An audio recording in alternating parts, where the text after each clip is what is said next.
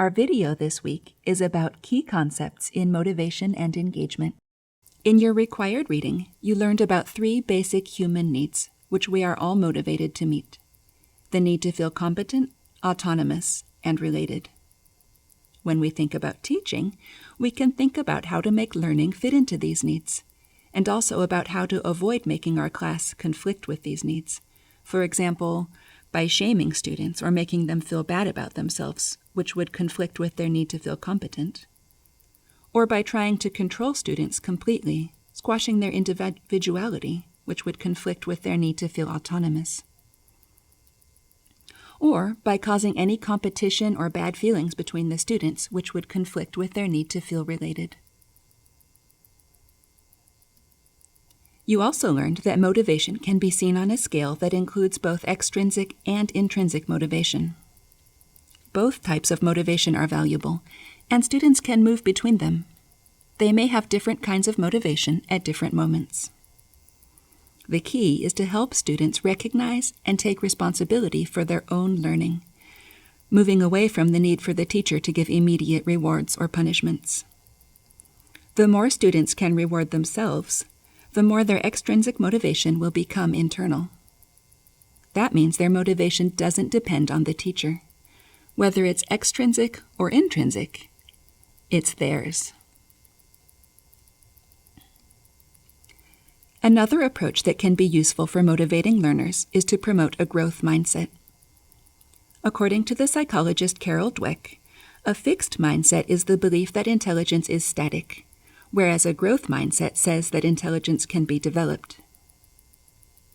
In a fixed mindset, the goal is to look smart, so students tend to avoid challenges, give up easily, see effort as fruitless, and ignore feedback, which they perceive as criticism. On the other hand, students who are led to adopt a growth mindset tend to embrace challenges and mistakes, persist in the face of setbacks, see effort as the path to mastery, and welcome feedback as an opportunity to learn. Teachers can encourage a growth mindset by modeling these ways of thinking and adopting classroom practices such as praising effort as much as results, welcoming mistakes, and encouraging students to take risks, try new things, and never give up. John Keller proposed a model for promoting and sustaining motivation in the classroom. It's called the ARCS model. ARCS, A-R-C-S, stands for attention, relevance, confidence, and satisfaction. You can probably see how these 4 ideas fit nicely with the 3 human motivations that we already talked about. In the ARCS model, Keller suggests that we should capture students' attention with an element of surprise or humor, and keep their attention by posing questions that make them curious, keeping activities varied.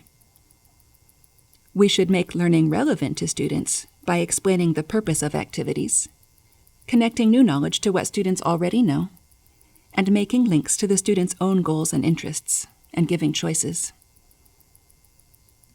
We should build students' confidence by making sure instructions and expectations are clear, helping students see their progress, and giving students some control over their learning.